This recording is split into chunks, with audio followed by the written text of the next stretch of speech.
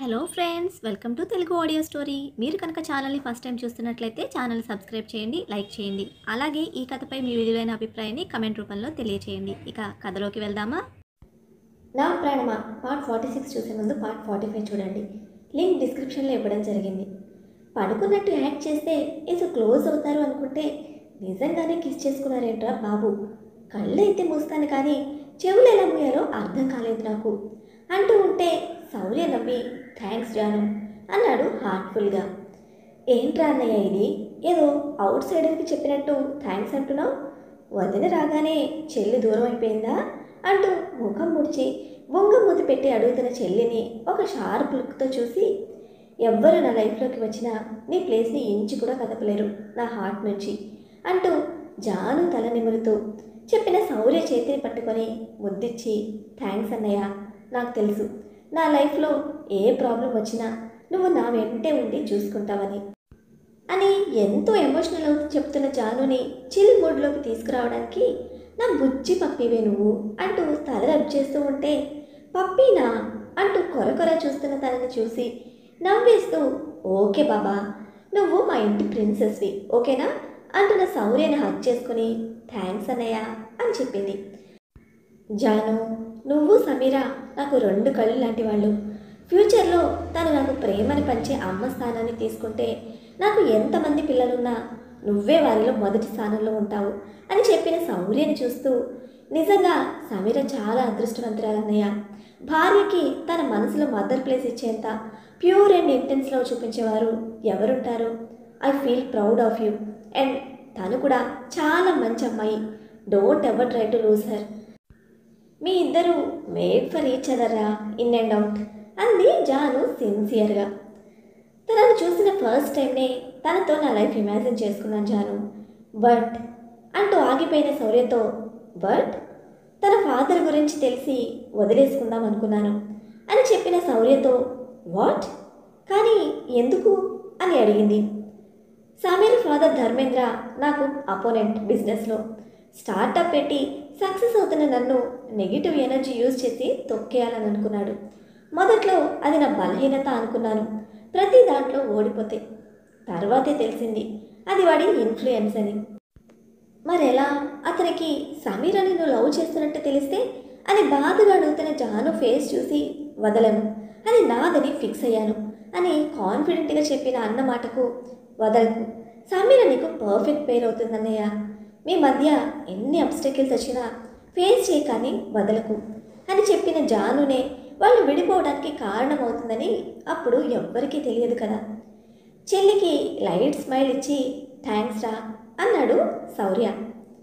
ఇప్పుడే చెప్పా ఇలా థ్యాంక్స్లు వద్దని అని కోపంగా చూస్తున్న జాను చిన్ పట్టుకొని, నేను కన్ఫ్యూజన్లో రాంగ్ డెసిషన్ తీసుకుంటే నువ్వే నన్ను కరెక్ట్గా గైడ్ చేసావు. వాళ్ళ ఫాదర్ గురించి తనను వదులుకోవడం కరెక్ట్ కాదని, లేదంటే నా ఫస్ట్ లవ్ని దూరం చేసుకొని బాధపడాల్సి వచ్చేదేమో.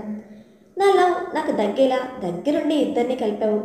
చెల్లెలువైనా నాకు అక్కలా రైట్ అడ్వైజ్ ఇచ్చావు అంటున్న శౌర్యతో దేవతల అరచేయి చూపిస్తూ, ఇట్స్ ఓకే తమ్ముడన్నాయ్, నా శక్తులన్నీ నీకు ధారపోస్తున్నా, విచ్చలవిడిగా వాడేసుకో.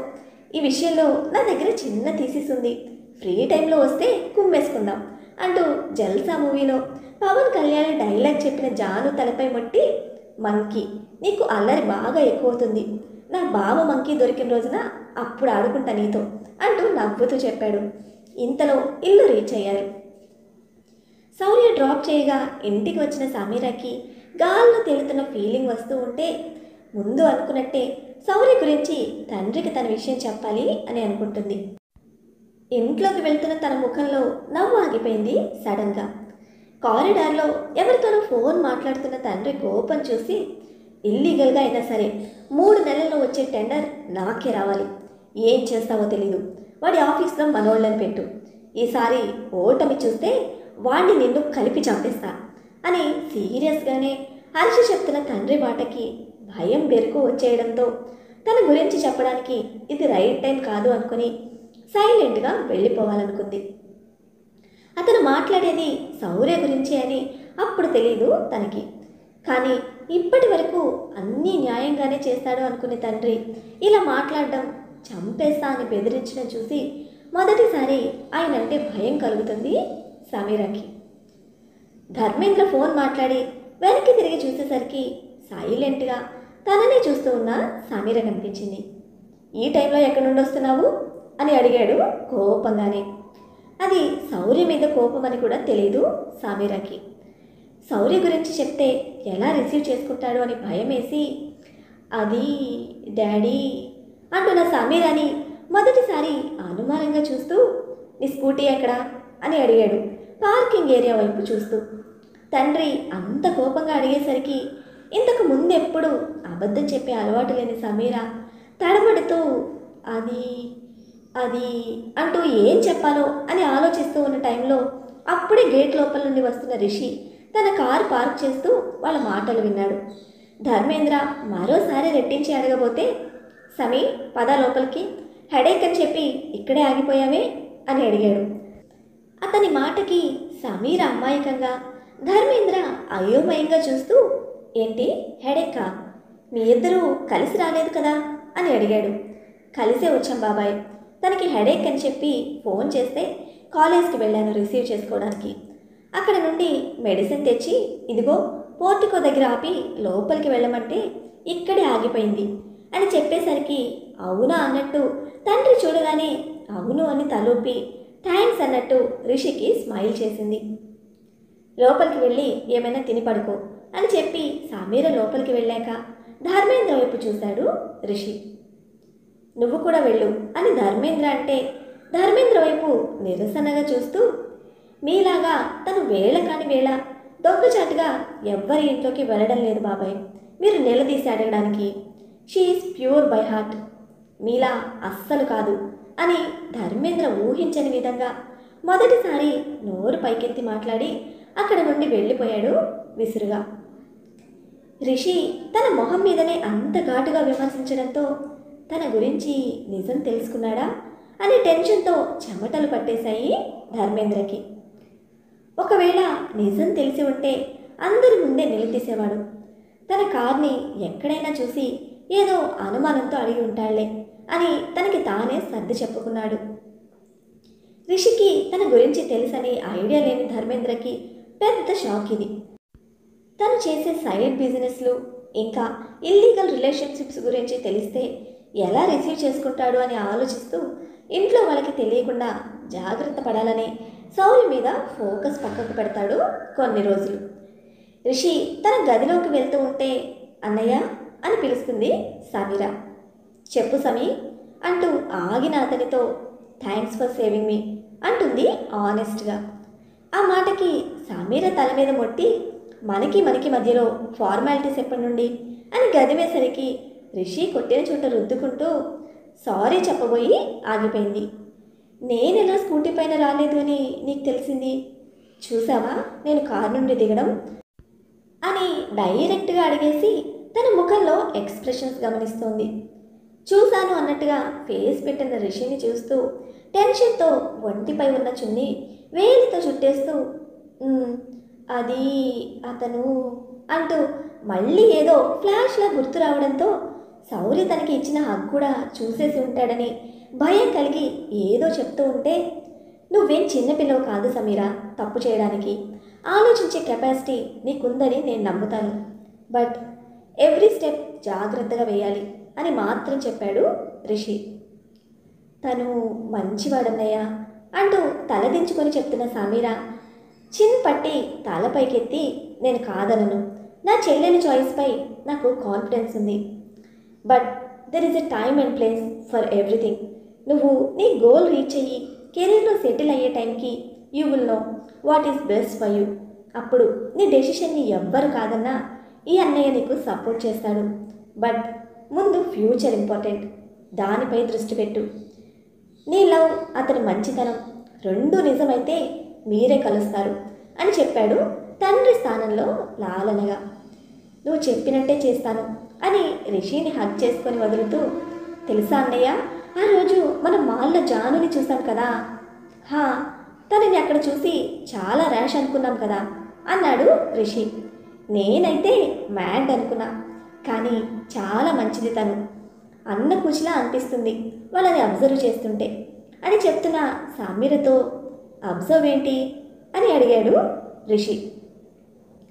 తనని అప్పుడప్పుడు వాళ్ళ అన్నయ్య కాలేజ్లో డ్రాప్ చేయడం చూశాను, ఓవర్ కేరింగ్ అంటూ జలస్ ఫేల్స్తో చెప్తున్న సమీరని చూసి హహహ అంటూ పెద్దగా నవ్వుతున్న రిషితో కొంచెం అదే, కానీ వాళ్ళు చాలా మంచివాళ్ళు, పిల్లలే అలా ఉంటే వాళ్ళని పెంచిన పేరెంట్స్ ఇంకెంత వెల్ మెచ్యూర్డ్గా ఉంటారో కదా అని అడిగింది సమీర. అందరినీ మంచివాళ్ళు అనుకోవడం నీ హాలుసినేషన్, ముందు ఆ డైలమా నుండి బయటకు రా అని కొంచెం సీరియస్గా చెప్పాడు రిషి. అప్పుడు అతని దృష్టిలో కేవలం సమీర తండ్రి మాత్రమే ఉన్నాడు. తండ్రిని కూడా గుడ్డిగా నమ్మేస్తూ దేవుడిలా కొలిచే అమాయకురాలు సమీర. రేపు నిజం తెలుసుకుంటే ఏమైపోతుందో అని అంతలా రిషి వర్రీ అవుతున్నాడు. ఎందుకన్నయ్య అంత సీరియస్ అవుతున్నావు అని ముఖం అమాయకంగా పెట్టి అడిగిన సమీర మాటకి తేరుకొని, సీరియస్ అని కాదురా, నువ్వు అందరినీ గుడ్డిగా నమ్మేస్తావు, అదే వద్దని చెప్తున్నా. ఐ రిపీట్ సమీ, ముందు ఫ్యూచర్పై ఫోకస్ పెట్టు. మీ ఫీలింగ్స్ కరెక్ట్ అయితే అదే మిమ్మల్ని కలుపుతుంది. నేను తొందరపడుతున్నాను అంటున్నావా అన్నయ్య అంటూ బిక్క మొహం పెట్టి అడుగుతున్న సమీరతో, నోరా, నువ్వు ఇంకా చిన్నపిల్లవి, ఇంకా టైం ఉంది అంటున్నా అని నవ్వుతూ చెప్పాడు. రిషి ఫేస్లో నవ్వు చూడగానే కామ్మయ్యి కేర్ఫుల్గా ఉంటానన్నయ్య అంటూ చెప్పింది రిషి చేయి పట్టుకొని. దట్స్ గుడ్ అని తల నిమిరి ఇక వెళ్ళి ఫ్రెష్ అయ్యి ఏమైనా తిను అని చెప్పి పైకి వెళ్ళబోతున్న రిషితో, ఆల్రెడీ వాళ్ళతో తిన్నాను అంటే కొట్టవుగా అని చంప మీద చేయి వేసుకుని అడుగుతుంది సమీర. ముందు సీరియస్గా చూసినా వెంటనే తన ఫేస్ ఎక్స్ప్రెషన్కి నవ్వుకొని అవ్వే వద్దని చెప్పేది రాక్షసి, వెళ్ళి పడుకో అన్నాడు ప్రేమగా. హా అని చెప్పి వెళ్తున్న తను మళ్ళీ ఆగి అన్నయ్య అని పిలిచింది సమీర. ఏంటి అంటూ ఆగి చూశాడు. ఈ టైంలో నువ్వెక్కడి నుండి వస్తున్నావు? రిషి ఈ టైంలో బయటకు వెళ్ళడం తక్కువ, మ్యాక్సిమం 9 దాటింది అంటే ఇంట్లోనే ఉంటాడు. ఇప్పుడు 10 దాటిన తర్వాత ఇంట్లోకి వచ్చాడని ఏమైందో అన్న కంగారుతో అడిగింది, కానీ అనుమానంతో మాత్రం కాదు. నిషా దగ్గర నుండి వస్తున్నాడు అతను, మరోలా కాదు. ఎగ్జామ్ రిజల్ట్ వచ్చినప్పటి నుండి ట్రై చేస్తూ ఉంటే ఆమె గోల భరించలేక వెళ్ళాడు. అయితే ఆ వెళ్ళడం వెనుక కారణం ఉంది.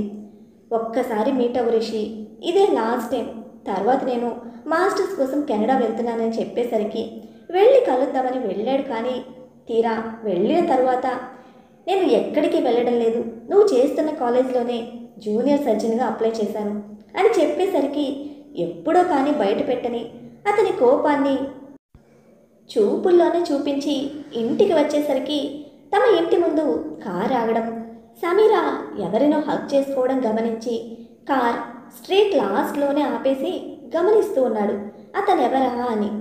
అయితే చీకటిలో కనపడకపోవడానికి సౌరి ఏం డస్కీ ఆర్ బ్లాక్ కాదుగా, ముత్యంలా మెరుస్తూ ఉంటాడు లైట్తో సంబంధం లేకుండా. సో వెంటనే అర్థమైంది షాపింగ్ మాల్లో కలిసిన అబ్బాయి అని. పైగా 3-4 సార్లు కాలేజీలో అతన్ని చూసిన గుర్తు. అదంతా ఒక రీల్లా వేసుకున్న రిషి నిషా కోసం సమీరకు చెప్పాలని అనుకోలేదు.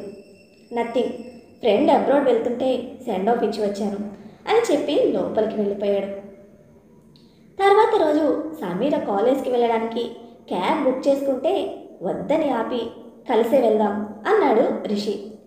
ఇప్పటి నుండే జాయినింగా అని అడిగింది సమీర ఎగ్జైట్ అవుతూ. హా, ఫార్మాలిటీస్ కంప్లీట్ అయ్యాయి. ఈ రోజు నుండి ఒకప్పటిలా మళ్ళీ మన ఇద్దరం కలిసే వెళ్దాం అని చెప్పిన సమీరతో కలిసి బ్రేక్ఫాస్ట్ చేసి కాలేజ్కి స్టార్ట్ అయ్యారు సమీర రిషి. దారిలో సమీర తండ్రి కార్ ఒక ఇంటి బయట పార్క్ చేసి ఉండడం చూసి, అన్నయ్య, డాడ్ కార్ అంది చిన్నగా. ఆ ఏరియా తెలిసిందే కాబట్టి సరిగ్గా చూసి ఉండవు, బాబాయ్ ఆఫీస్లో ఉంటారు కానీ ఇక్కడెందుకుంటారు అని సమీరాన్ని డైవర్ట్ చేస్తాడు రిషి. రిషి మాట మీద నమ్మకంతో తన కళ్ళనే తప్పు పడుతుంది తప్ప వెనక్కి తిరిగి చూసి కన్ఫర్మ్ చేసుకోవాలని అనుకోదు సమీర. కాలేజ్కి వెళ్ళేప్పటికీ శౌర్య, జాను పార్కింగ్ దగ్గరే ఎదురు చూస్తూ ఉంటారు. వాళ్ళను చూసి రిషి కళ్ళు చిన్నవి చేసి నువ్వు రమ్మన్నావా అని అడిగాడు. సమాధానం చెప్పకుండా సమీర నీళ్లు నములుతూ ఉంటే సమీర ఇబ్బందిని దూరం నుండే అబ్జర్వ్ చేసిన శౌర్య వాళ్ళ దగ్గరికి వచ్చి రిషికి హ్యాండ్ షేక్ కోసం హ్యాండ్ ముందుకు పెట్టి, hi, this is Shaurya, nice to meet you again అని ప్రశాంతమైన మోగుతో చెప్తూ ఉంటే అతని డిగ్నిటీ బయటపడుతుంది. అతనికి హ్యాండ్ ఇవ్వడానికి రిషికి ఎలాంటి అభ్యంతరం కనిపించలేదు. తను కూడా ఫార్మల్గా స్మైల్ అండ్ విష్ చేసి, నాకు టైం అయింది, నేను వెళ్తాను అంటే, సీరియస్లీ ఇంకా పార్కింగ్ లాట్ నిండనే లేదు, అప్పుడే టైం అయిందా మీకు అని అడిగిన శౌర్య మాటకు కాదని చెప్పలేకపోతాడు అతను చూపిస్తున్న రీజన్స్కి. అంటే నా స్టడీ రూమ్ రెడీ చేసుకోవాలి నేను అన్నాడు ఇబ్బందిగా. Just half an hour, need to talk with you అన్నాడు సిన్సియర్గా. సమీర కోసం అనే అర్థమై చెల్లి కోసం ఆ మాత్రం టైం స్పెండ్ చేయలేవా అని అడుగుతాడేమో అని ముందే ఆలోచించి, క్యాంటీన్కి వెళ్దాం పదండి అన్నాడు. శౌర్య దూరంగా నిలబడి ఉన్న జానుని దగ్గరికి రమ్మన్నట్టు సైగ చేయగానే వచ్చింది తను.